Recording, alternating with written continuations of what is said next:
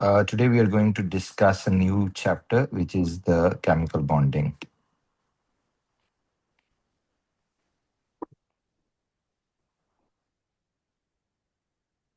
It's a new chapter, Bacho.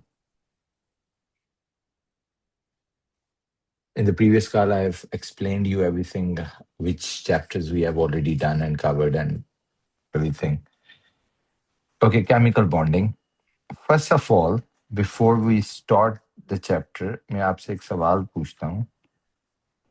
Why atoms make bonds?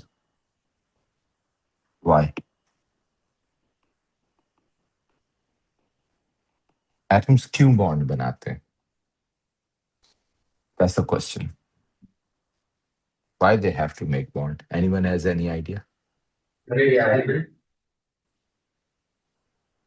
बताइए आप. To make their outer shell stable. Outer shell stable. पहला आपने क्या बोला था? पहले बच्चे ने क्या जवाब दिया था?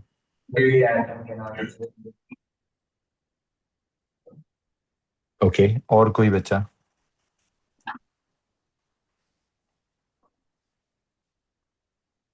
देखिए, ये जो हमारे पास पीरियोडिक टेबल है बच्चों, ये देखना, ये पीरियोडिक टेबल है. इसमें जैसे मैंने कहा 110 18 एलिमेंट्स अब तक डिस्कवर हो चुके हैं. ये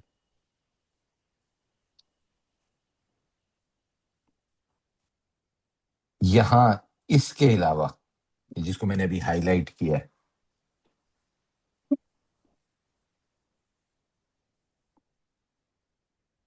इनके अलावा सब एटम्स बॉन्ड बनाते हैं. तो सबसे ज्यादा क्यूरियोसिटी साइंटिस्ट के माइंड में ये आई कि ये क्या चक्कर है. तो जरा इनको देखते हैं. तो जब इनको देखा गया तो इनकी ये पोजीशन थी. जैसे नियॉन को देखा गया तो नियॉन की ये पोजीशन थी कि नियॉन के आउटर शेल में 1 2 3 4 5 6 7 8 इलेक्ट्रॉन्स थे. इसी तरह यहां ऑर्गन था. जब उन्होंने ऑर्गन को देखा तो ऑर्गन के आउटर शेल में भी, देखें जरा, ऑर्गन के आउटर शेल में भी 1 2 3 4 5 6 7 8 इलेक्ट्रॉन्स थे. ये देखें. तो फिर इस चीज का उन्होंने लिंक क्रिएट करने की कोशिश की, समझने की कोशिश की. Are we having something linked with this? Yes, the answer was yes. जैसे अभी किसी बच्चे ने कहा भी कि जब किसी एटम का वैलेंस शेल में 8 इलेक्ट्रॉन्स हो जाते हैं, जैसे नियॉन में है, जैसे ऑर्गन में है, तो हम ये कंसिडर कर लेते हैं कि उसका आउटर शेल कंप्लीट हो गया. और जब आउटर शेल कंप्लीट हो जाता है विद इलेक्ट्रॉन्स, तो आपने एक वर्ड गलत यूज किया कि आउटर शेल इलेक्ट्रॉन स्टेबल हो जाते हैं. नहीं, जब आउटर शेल में इलेक्ट्रॉन्स कंप्लीट हो जाते हैं, 8 पूरे हो जाते हैं, तो वो एलिमेंट, वो एटम स्टेबल हो जाता है. ठीक है. So that was the whole story that was linked with कि एटम्स के आउटर शेल में जो इलेक्ट्रॉन्स होते हैं वो इनकम्प्लीट होते हैं, जिसकी वजह से वो अनस्टेबल होते हैं. तो उन एटम्स को दूसरे एटम से कंसल्ट करना पड़ता है ताकि उनके इलेक्ट्रॉन्स पूरे हो जाएं. राइट, उन्हीं से इलेक्ट्रॉन ले सकते हैं. इलेक्ट्रॉन कोई हवा में चीज नहीं है कि आप एक एटम के पास लेट से कम इलेक्ट्रॉन है, वो अपने इलेक्ट्रॉन कंप्लीट करना चाहता है तो वो किसी हवा से ले ले. उसको किसी और एटम से कंसल्ट करना पड़ेगा, उससे इलेक्ट्रॉन लेने पड़ेंगे या उसको देने पड़ेंगे. In this way they bond together. So I hope you got my point कि एटम्स को बॉन्ड बनाने की क्या, पहले चलें लिख लेते हैं इसको 2 लाइंस में. लिखिए, व्हाई एटम्स मेक बॉन्ड का आंसर लिख लीजिए. क्यों एटम्स बॉन्ड बनाते हैं? तो आप कहते हैं in order to complete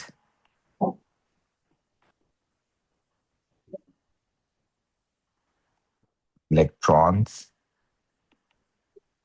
in their outer shell.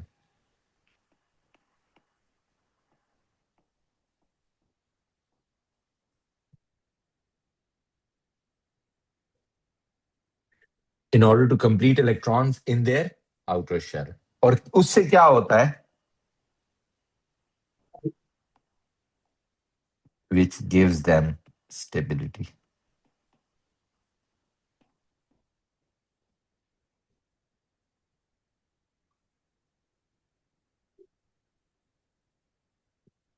और complete electrons in outer shell का मतलब है, लिख लें 8 इलेक्ट्रॉन्स ब्रैकेट में.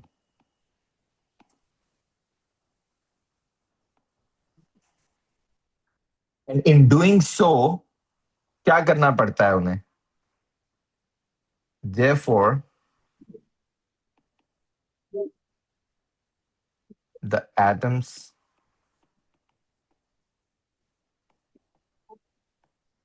have to gain,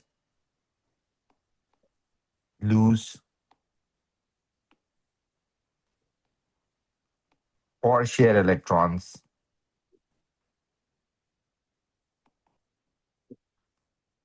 with other atoms. अभी मैंने समझाया ना कि अगर उसको अपने इलेक्ट्रॉन्स पूरे करने हैं तो वो हवा से नहीं पूरे कर सकता. कोई ऐसा नहीं है कि कहीं से वो ले ले, किसी और एटम से उसको कंसल्ट करना पड़ेगा कि हाँ भाई अगर आपके पास ज्यादा है तो आप मुझे दे दीजिए, और इस तरह करके.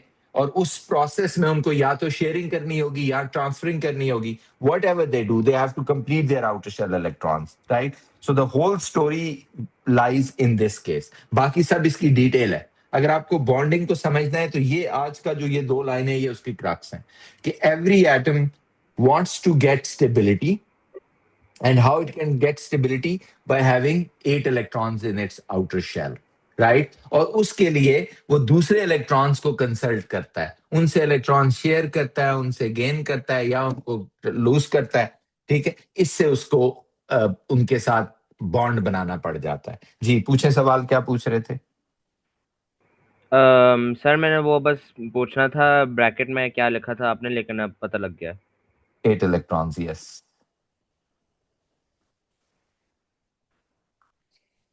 राइट, अब इसकी एग्जांपल देखते हैं. जी an atom doesn't have an equal number of electrons, does that make it more reactive?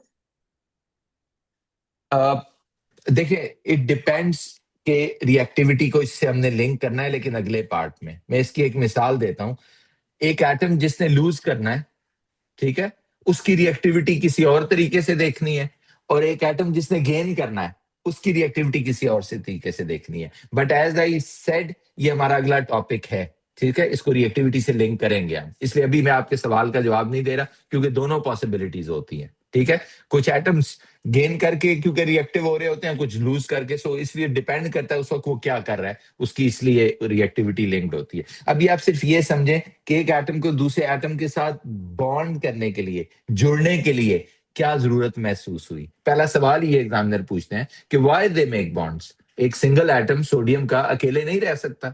Why it has to join with the chlorine और एनी अदर एटम. तो उसका जवाब ये है कि दे आर अनस्टेबल. क्यों अनस्टेबल है? Because their electrons in the outer shell are incomplete. और ये सारी सारी की सारी हमें कहां से अंडरस्टैंडिंग आई? इनसे.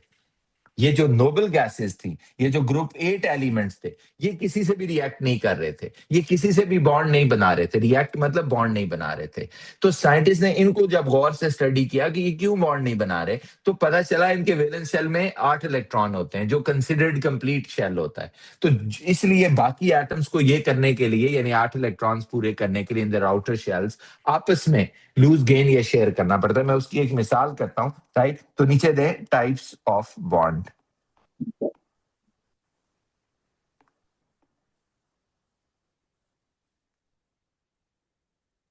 Sir yes, number 1. जी बच्चे, इस केस में तो एटम्स आयंस नहीं बन जाते. मैं एक्सप्लेन कर रहा हूं, इसीलिए मैंने अभी कहा लूज गेन शेयर कुछ भी कर सकता है. मैं अभी बताता हूं उसके लिए फिर क्या बनेंगे वो और फिर क्या होगा, राइट? ओके, अब जैसे देखें टाइप्स ऑफ बॉन्ड में नंबर 1 देखें आयनिक बॉन्ड. अब आपने लिखना नहीं है, सिर्फ मेरी बात सुननी है. Okay, then I give you the time to write. देखिए, लिखना छोड़ दीजिए. देखो बच्चे, अगर एक एटम है सोडियम और एक एटम है क्लोरीन, मैं आपके सामने एग्जांपल लिख रहा हूं। सोडियम का एटॉमिक नंबर होता है 11, क्लोरीन का एटॉमिक नंबर होता है 17। सोडियम की कॉन्फ़िगरेशन हमने पिछले पार्ट में सीखी है, 281 है। क्लोरीन की कॉन्फ़िगरेशन सीखी है हमने, 287 है।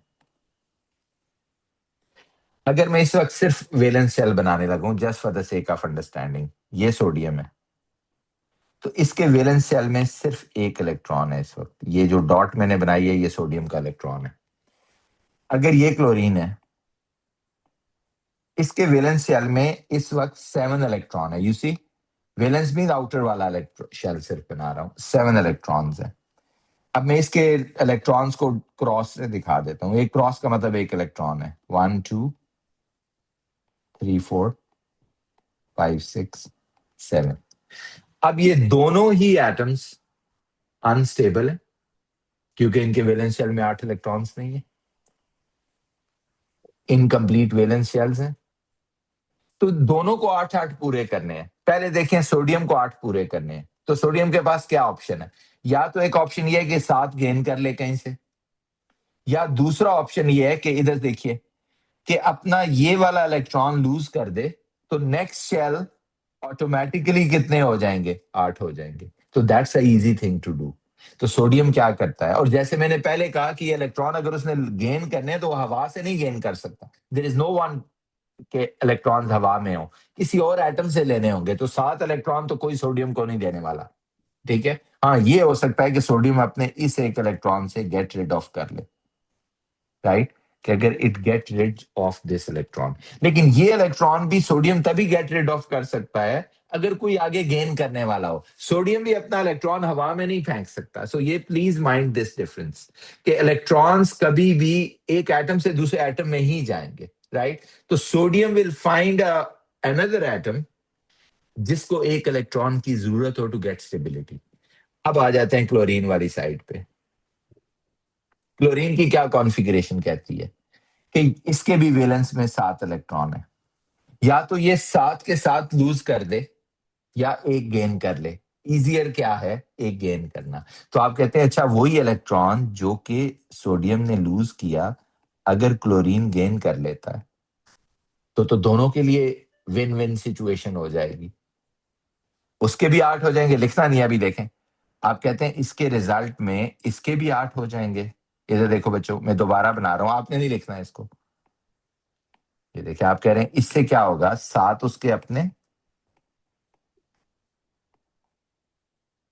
और एक आया यहां सोडियम से, 8 इलेक्ट्रॉन। लेकिन एज समबडी जस्ट सेड, और हमने पिछले चैप्टर में पढ़ा भी कि ये सोडियम तो इस इलेक्ट्रॉन के गेन करने की वजह से एटम नहीं रहेगा, क्या बन जाएगा? एक आयन बन जाएगा जिसके ऊपर क्या चार्ज आ जाएगा? 1 नेगेटिव। और जब भी नेगेटिव चार्ज बनाना है आपने ये स्क्वायर ब्रैकेट्स लगा के बनाना है, ठीक है। सो स्क्वायर ब्रैकेट्स के साथ लिखा मैंने कि क्लोरीन के ऊपर क्या चार्ज आ गया? Negative. But that's not the point. The point is क्या उसके 8 इलेक्ट्रॉन पूरे हो गए? आप कहते हैं यस, पूरे हो गए।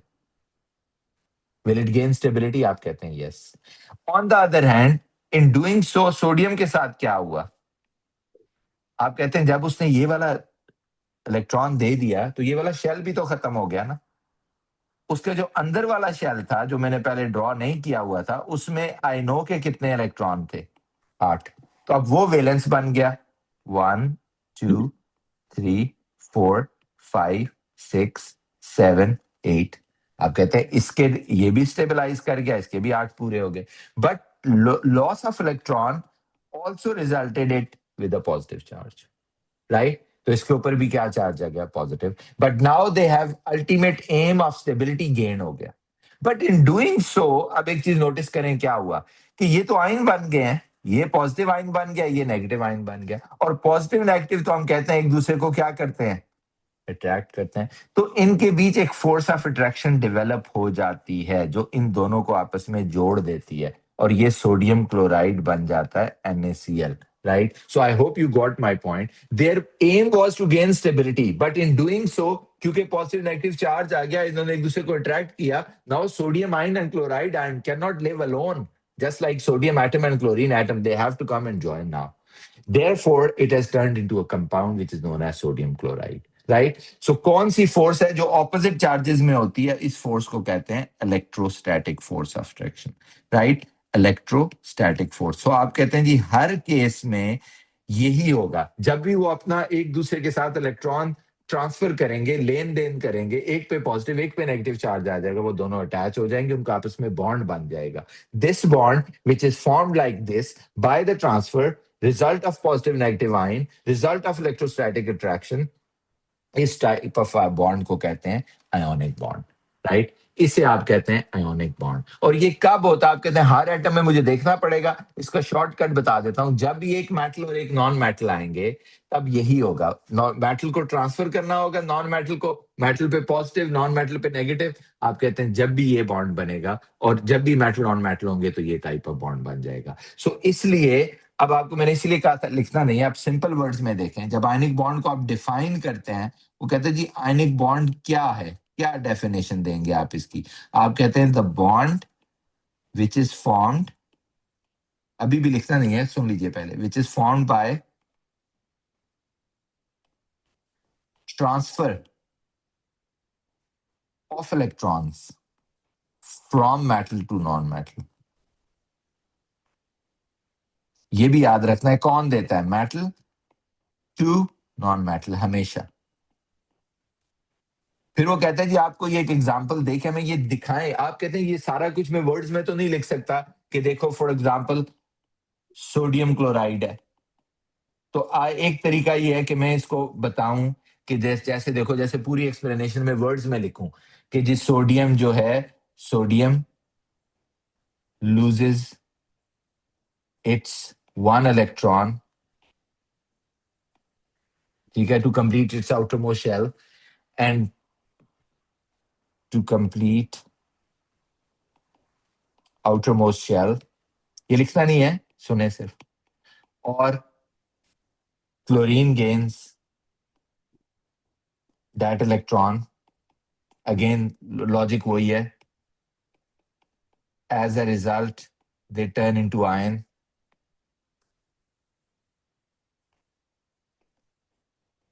Turn into ion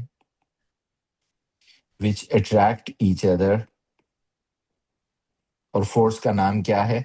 अब आप बड़े हो गया, आपको बताना होगा. attract each other by electrostatic. जो भी ऑपोजिट चार्जेस में होती है उसे इलेक्ट्रोस्टैटिक कहते हैं. Electrostatic force of attraction, hence ionic bond is formed. अब ये सारी चीज आप कहते हैं ये तो हर एक की एक्सप्लेनेशन लिखने में बड़ा टाइम लग जाएगा, तो इसका शॉर्टकट ढूंढ लिया उन्होंने.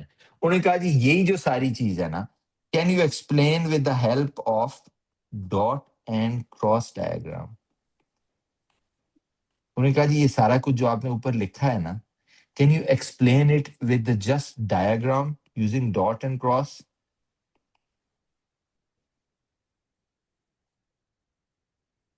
तो ये कर दिया हमने. आपको समझ आ गई? ये जो सारा कुछ ये सारा वर्ड्स में लिखना था वो वर्ड्स में नहीं लिखा, वो ये लिख दिया. और अब जहां तक एग्जामिनर की बात है, ये सारी चीज जो मैंने उधर वर्ड्स में लिखी है वो मैंने यहाँ लिखी हुई है. जहां तक एग्जामिनर की बात है, वो आपको कुछ भी ये चीज नहीं पूछते ना देते हैं. ये they straight forwardly come to this point. वो कहेंगे सोडियम क्लोराइड में बॉन्डिंग शो करो, ठीक है, या कैसे होती है. तो आपको ये नहीं लिखना सारा, आपको ये भी नहीं सारा कुछ लिखना.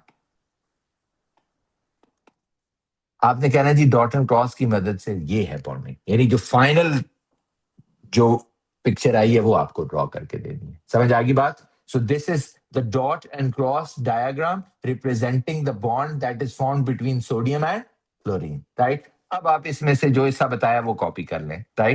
राइट, या सारा भी कॉपी कर लें for the sake of practice, but आपको समझ आ गया मुझे लिखना कितना है वहां पे. राइट, सो कभी कभार एक दफा दो दफा ऐसा भी हुआ है कि उसने कहा है कि ये वर्ड्स में बताओ कि बॉन्ड कैसे बनता है, जो कि फिर ये चीज है.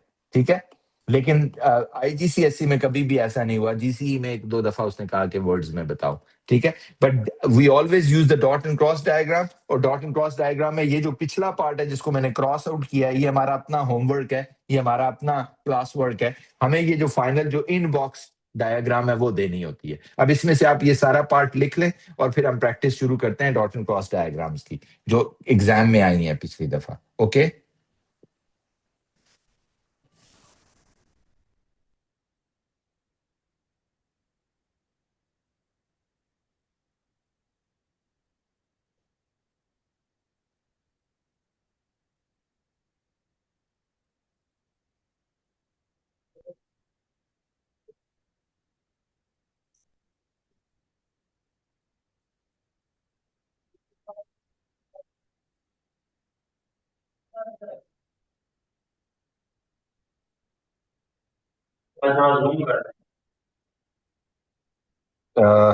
ये वाला पार्ट चलें, पहले ये वाला लिख लें। आ जाओ बच्चे, जल्दी आओ, लेट क्यों आते हो?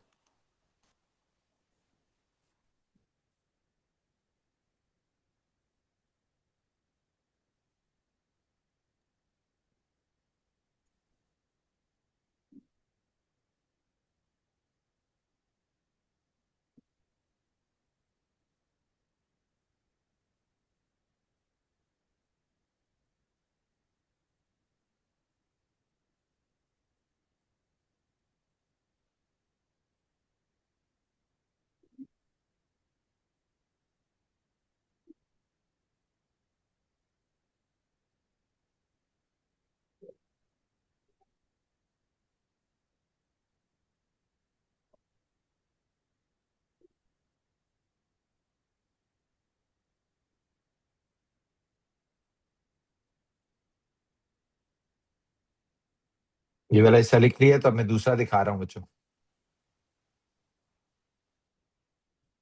वो ये डायग्राम जो थी, ये वाली,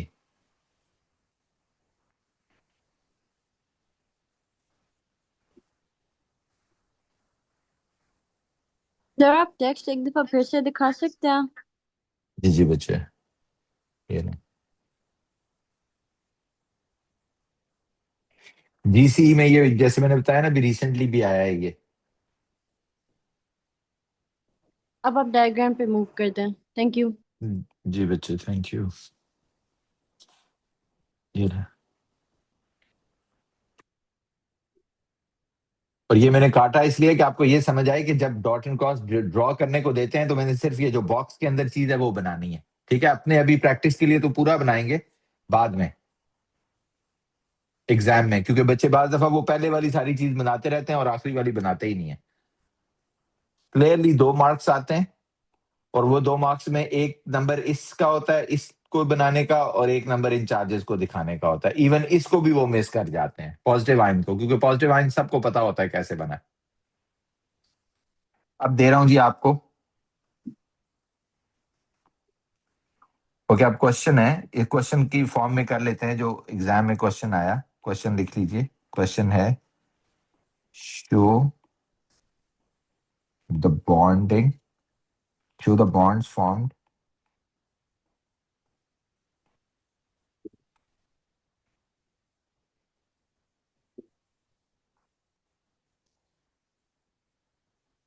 in the following compounds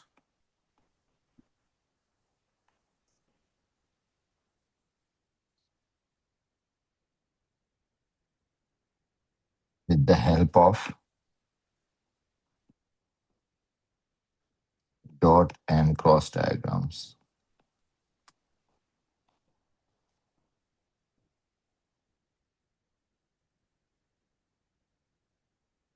ये क्वेश्चन है बच्चों, क्या आपको वो कह रहे हैं आपने बॉन्ड्स फॉर्म दिखाने हैं फॉलोइंग कंपाउंड्स में with the help of dot and cross diagrams। Number 1, magnesium oxide। अभी क्योंकि बाकी बाकी टाइप ऑफ सॉफ्ट बॉन्डिंग भी पढ़नी है ना, तो जब भी आपको डॉट एंड क्रॉस आए ना बच्चे, सबसे पहले आपको जो चीज डिसाइड करनी है, आप सुन लो गौर से, वो है टाइप ऑफ बॉन्ड। हमेशा, क्योंकि और टाइप्स भी अभी हमने पढ़नी है ना, हर एक टाइप की ना फिर आगे डायग्राम बनाने का तरीका अलग है। और वो कैसे पता चलेगा कि टाइप ऑफ बॉन्ड क्या है? अगर एक मेटल है, पीरियोडिक टेबल में जाओ, आपको मार्क कराया हुआ है मैंने मेटल क्या है, और दूसरा नॉन मेटल है, तो फिर कौन सा बॉन्ड होगा? आयनिक बॉन्ड होगा। तो सबसे पहला पॉइंट आपने ये करना है हमेशा, जब भी डॉट एंड क्रॉस आएगी बच्चों, तो आपने ये पहला पॉइंट है जो लिखना है कि फौरन सोचना है कि मैंने डॉट एंड क्रॉस बनानी है, तो टाइप ऑफ बॉन्ड क्या है। ठीक है, उसके लिए आपको देखना होगा कि क्या वो पीरियोडिक टेबल में जाके क्या एक मेटल और एक नॉन मेटल है। ओके, इसको देखते हैं। अब जब मैग्नीशियम ऑक्साइड की बात होती है, तो मैग्नीशियम यहाँ है, मैंने आपको सिखाया हुआ है, पीरियोडिक टेबल आपके सामने होगा, इधर देखो बच्चों, कई दफा मैंने सिखाया है, फिर एक दफा बना देता हूं। इधर देखो, ये जितना मैं येलो हाईलाइट कर रहा हूं, ये सारे क्या है? मेटल्स है। ओके, ये सारे क्या है? मेटल्स है। इसके अलावा जो व्हाइट पार्ट है वो क्या है? Non metals. ठीक है, अब अगर आप देखें तो मैग्नीशियम यहां मिला मुझे, तो ये तो क्या हो गया? मेटल। ऑक्सीजन यहां मिला, तो क्या हो गया? Non metal. जो ही मुझे पता चला मैग्नीशियम ऑक्साइड में एक मेटल है एक नॉन मेटल है, तो आई नो कि what type of bond I am going to make, ionic bond. पहला पॉइंट ये होगा हमेशा, whenever you are supposed, क्योंकि दोनों का अभी मैं कह रहा हूं, अभी आगे कोवलेंट पढ़ाऊंगा तो आपको समझ आएगी कि दोनों की डायग्राम बनाने का तरीका बिल्कुल अलग है। सो बच्चे सबसे ज्यादा मिस्टेक क्या करते हैं? वो कहता है डॉट एंड क्रॉस बनाओ, वो आयनिक बॉन्ड बनाना होता है वो कोवलेंट की बना देते हैं, वो कोवलेंट बनाना होता है वो आयनिक की बना देते हैं। सबसे ज्यादा मिस्टेक यही होती है। ओके, सो सबसे पहला पॉइंट ये है कि कभी भी आपको पहला पॉइंट ही जो सोचना है वो ये सोचना है कि what type of bond. Okay, अब पता चल गया आयनिक बॉन्ड है। अब आपको समझ आ गई ये ट्रांसफर वाली है, ये वो स्क्वायर वाली है जिसमें चार्जेस होंगे, एटसेट्रा एटसेट्रा। पहले आप देखते हैं मैग्नीशियम को और फिर देखते हैं ऑक्सीजन को। नॉर्मली 99.9% केसेस में वो कहते हैं सिर्फ dot and cross with the outer shell electrons बताएं, लेकिन इधर देखें हम दोनों लिख लेते हैं कि मैग्नीशियम का 12 है, तो इसकी इलेक्ट्रॉनिक कॉन्फ़िगरेशन हो गई 2 8 2। ऑक्सीजन 8 है, तो इसकी इलेक्ट्रॉनिक कॉन्फ़िगरेशन 2 6 हो गई। तो दूसरा स्टेप हो गया, पहला स्टेप हो गया आपने डिसाइड किया कि कौन सा बॉन्ड है, दूसरा स्टेप हो गया आपने उसकी इलेक्ट्रॉनिक कॉन्फ़िगरेशन लिखी, जिससे आपको यह समझ आएगा उसके वैलेंस शेल में कितने इलेक्ट्रॉन है। अब इसका शॉर्टकट भी आपको सिखाया हुआ है। आप कहते हैं यार मुझे एटॉमिक नंबर कॉन्फ़िगरेशन ये नहीं लिखना, तो शॉर्टकट ये है कि आप यहां गए, आपने देखा मैग्नीशियम ग्रुप 2 में है, ऑक्सीजन ग्रुप 6 में है, तो आपको पता चल गया कि यार मैग्नीशियम के वैलेंस शेल में 2 इलेक्ट्रॉन है और ऑक्सीजन के वैलेंस शेल में 6 है। तो इलेक्ट्रॉन्स दिखाने के लिए मैग्नीशियम के इलेक्ट्रॉन को अगर मैंने डॉट से दिखाया, तो फिर मुझे जरूरी है कि ऑक्सीजन को मैं क्रॉस से दिखाऊं ताकि डिफ्रेंशिएट हो सके ना, राइट। तो एक के 6 हैं, एक के 2 हैं। तो कौन से 2 तरीके बताए? इलेक्ट्रॉनिक कॉन्फ़िगरेशन लिखो और ग्रुप नंबर देख लो।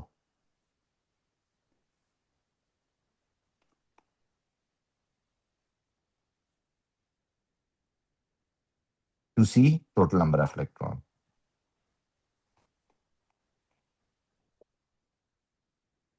To see outer electrons. अब यहां से आगे फिर दिमाग लड़ाना है।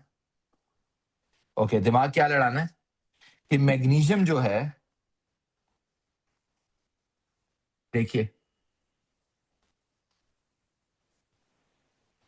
दिमाग क्या लड़ाना है इसमें कि कैसे ये दोनों स्टेबिलिटी गेन कर सकते हैं। दोनों के 8 होने चाहिए। कोई बच्चा मुझे वॉलंटियर करके बता सकता है 8 कैसे हो सकते हैं?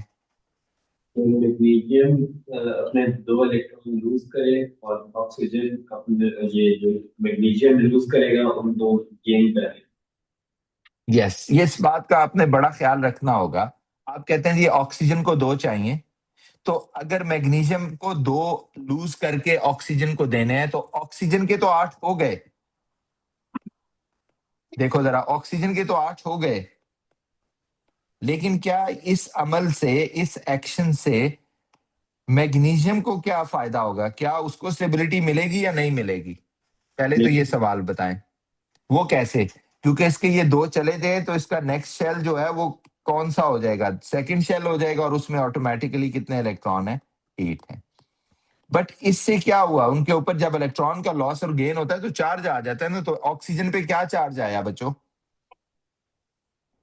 Negative? दो अलग Negative यस two और जितने इलेक्ट्रॉन गेन किए हैं उतना नेगेटिव, दो गेन किए हैं तो टू नेगेटिव, और उसने दो लूज किए हैं तो कितना, टू पॉजिटिव.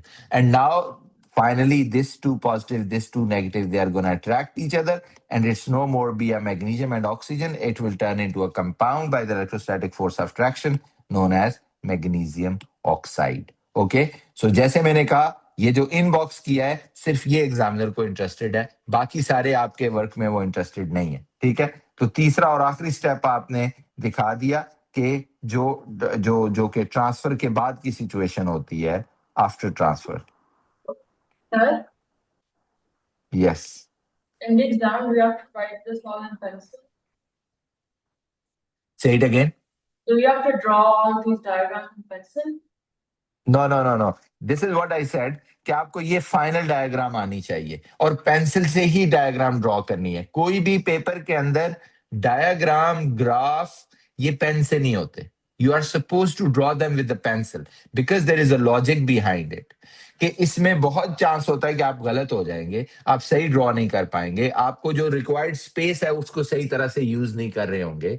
जब आप डायग्राम्स ड्रॉ करते हैं तो देन यू अंडरस्टैंड कि what are the spaces available, तो फिर आप उसको मिटा के सही कर सकते हैं. ठीक है, but if you draw with the pen तो आपको वो मिटाने की फैसिलिटी नहीं होती है आपके पास. So never do that. Diagram, graphs, papers जो कभी भी पेन से नहीं करने, पेंसिल से करने. ओके, और हैविंग सेड दैट आंसर्स कभी भी पेंसिल से नहीं लिखने, आंसर पेन से लिखने, अदर देन दिस जो नॉर्मल आंसर्स होते हैं जो लाइंस में लिखने होते हैं, क्योंकि स्कैन करके ये पेपर चेक करते हैं तो वो फिर सही तरह से बाज दफा नजर नहीं आते. ओके, ये हो गया magnesium oxide. This is the dot and cross. Okay, number 3 example देखते हैं. नंबर 2 एग्जांपल जी. नंबर 2 अब आपको करना है कैल्शियम क्लोराइड. अभी आपको करना है बच्चों, वही क्वेश्चन है, show the bonding in calcium chloride with the help of dot and cross, not by writing, dot and cross. And now you will lead, okay?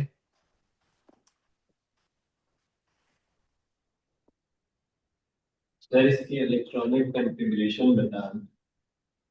जी, सबसे पहले वही स्टेप्स डिसाइड करो. पहले टाइप ऑफ बॉन्ड डिसाइड करो कि क्या होगा, और फिर कैल्शियम मेटल नॉन मेटल है तो आयनिक बॉन्ड जो भी डिसाइड करो, और फिर मैं बता देता हूँ. कैल्शियम का एटॉमिक नंबर होता है 20 और क्लोरीन का होता है 17. अगर आप ग्रुप वाइज पूछे तो कैल्शियम ग्रुप 2 में है और क्लोरीन ग्रुप 7 में है. अब बाकी आप खुद देख लें.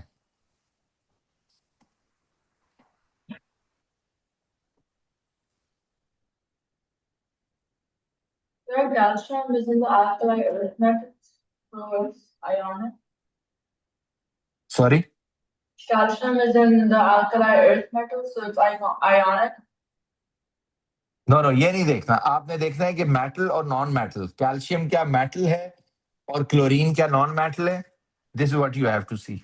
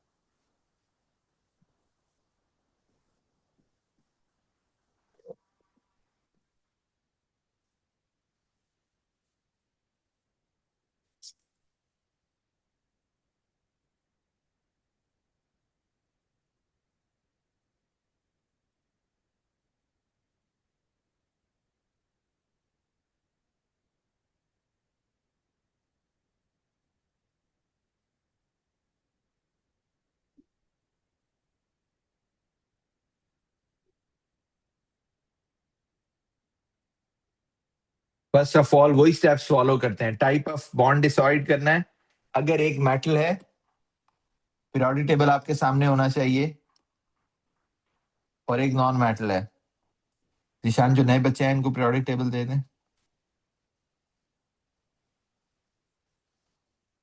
तो फिर टाइप ऑफ बॉन्ड क्या होगा? नंबर 1 आयोनिक होगा. अब सारी डॉट एंड क्रॉस उस कॉन्टेक्स्ट में बनेगी. दूसरा स्टेप कॉन्फ़िगरेशन. मुझे नहीं पता तो मैं ग्रुप नंबर देख सकता हूँ। अगर कॉन्फ़िगरेशन पता है तो इसकी होगी 2882 और इसकी होगी 27। ये हमने पिछले चैप्टर में की है सारी, बट क्योंकि मुझे ग्रुप नंबर ही यूज करना है तो मैं सिर्फ इसके वैलेंस शेल लिख लेता हूँ और इसका वैलेंस लिख लेता हूँ। तो फिर इसके वैलेंस शेल में 2 इलेक्ट्रॉन है, ये देखिए, और इसके वैलेंस में 7 है। अब क्या करें? क्लोरीन को कितने चाहिए? 1 yes, chlorine needs 1 electron, but sodium has to get rid of how many? 2 तो क्या ऐसा हो सकता है कि कैल्शियम अपना 1 इलेक्ट्रॉन क्लोरीन को दे दे और क्लोरीन तो हो जाएगा stable? What do you think about the calcium? एक और क्लोरीन आयन रिएक्ट कर ले। यस, आप कहते हैं जी ये ऐसे मुमकिन नहीं है कि इस तरह करने से तो क्लोरीन स्टेबल हो जाएगा बट कैल्शियम तो नहीं होगा ना stable, so this is not possible. तो फिर क्या करें? क्या ये बॉन्ड ही नहीं बन सकता? हम कहते हैं नहीं, बॉन्ड बन सकता है। आप ये कर लें, क्योंकि कैल्शियम को 2 इलेक्ट्रॉन देने हैं, क्लोरीन 2 ले नहीं सकता, तो chlorine can bring in 1 more atom. तो आप कहते हैं जी एक और एटम ले आए, दूसरा इलेक्ट्रॉन उसको दे दे। एज अ रिजल्ट, यानी आप समझ रहे हैं, जब ट्रांसफर हो रही है तो दोनों के कंप्लीट होने चाहिए, वरना नहीं हो सकती। आप कहते हैं फिर ये सही हो जाएगा, फिर इसके नेक्स्ट में 8 हो जाएंगे। और कैल्शियम ने कितने इलेक्ट्रॉन लूज किए हैं? 2, तो उसके ऊपर चार्ज आ जाएगा 2 positive. But now the tricky point comes here, each chlorine has gained how many electrons? 1। तो chlorine is not gonna have 2 negative charge, each chlorine is gonna have 1 negative, क्योंकि दोनों ने एक एक गेन किया है ना। तो that's why look, this chlorine 1 negative and then this chlorine is also 1 negative.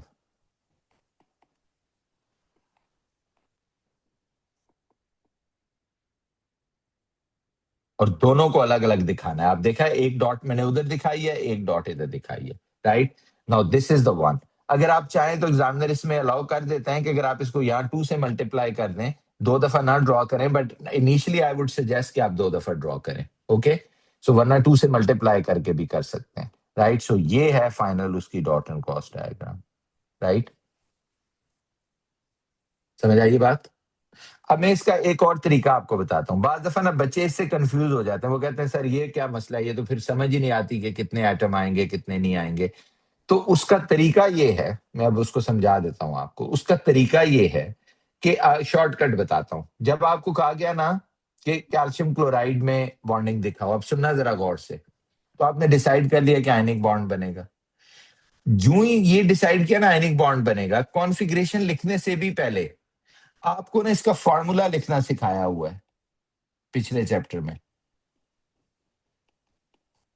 याद होगा। आप वो फॉर्मूला लिखो। आप कहते हैं हाँ हमने सीखा हुआ है कि कैल्शियम क्लोराइड का फॉर्मूला कैसे लिखना है। कैल्शियम ग्रुप 2 में है तो उसका चार्ज +2 होगा, क्लोरीन ग्रुप 7 में है, उसका चार्ज -1 होगा। आप इन दोनों को करो क्रॉस मल्टीप्लाई, क्योंकि ये कैंसिल नहीं हो रहे। कैल्शियम के बाद 1 आएगा, क्लोरीन के साथ 2 आएगा, तो इसका फॉर्मूला क्या बन जाएगा? CaCl2। ये अब मुझे बिफोर डॉट एंड क्रॉस बता रहा है कि अगर कैल्शियम और क्लोरीन ने आपस में बॉन्ड बनाने हैं तो कैल्शियम कितने यूज होंगे? 1। क्लोरीन कितने यूज होंगे? 2। तो ये पहले ही पता चल जाता है, आपको हिंट मिल जाता है कि कौन कितना यूज हो रहा है। समझ आ रही है बात? So I hope you got my point. जैसे मिसाल के तौर पे मैंने आपको तीसरी एग्जांपल दी कि सोडियम ऑक्साइड में बॉन्डिंग दिखानी है। अब सुनना बच्चों, सोडियम ऑक्साइड में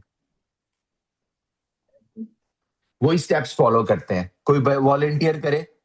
पहले क्या देखना होता है? Type of bond. तो इनमें कौन सी टाइप ऑफ बॉन्ड होगी, कैसे पता चलेगा, बताएं? सर सोडियम मेटल है और ऑक्सीजन नॉन मेटल। यस, एक मेटल है, एक क्या है? नॉन मेटल है। तो इसलिए what type of bond is going to be formed? Ionic. जो ही आपने कहा आयोनिक बॉन्ड बनेगा, तो ये देखने के लिए कि कितने सोडियम इन्वॉल्व होंगे, कितने ऑक्सीजन इन्वॉल्व होंगे, मैंने इसका फार्मूला लिख लिया। कोई बच्चा मेरी हेल्प करे फार्मूला राइटिंग में। सोडियम ऑक्साइड का फार्मूला क्या होगा? Na और O। Na ग्रुप 1 में है तो उसका क्या चार्ज होगा? +1।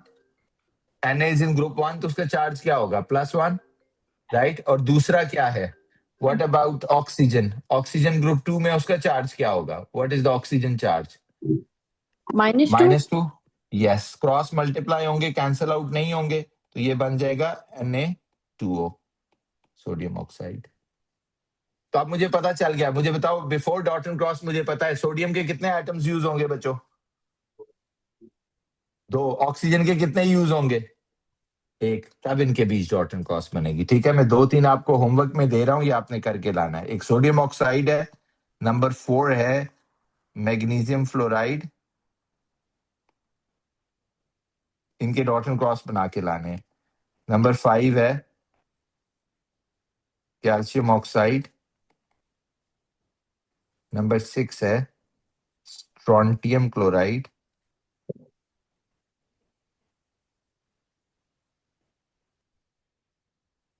और नंबर 7 है पोटासियम ऑक्साइड। इनके डॉट एंड क्रॉस बना के लाने हैं बच्चों। दैट्स योर होमवर्क, ये लिख लीजिएगा Zeeshan. Thank you very much, will continue this.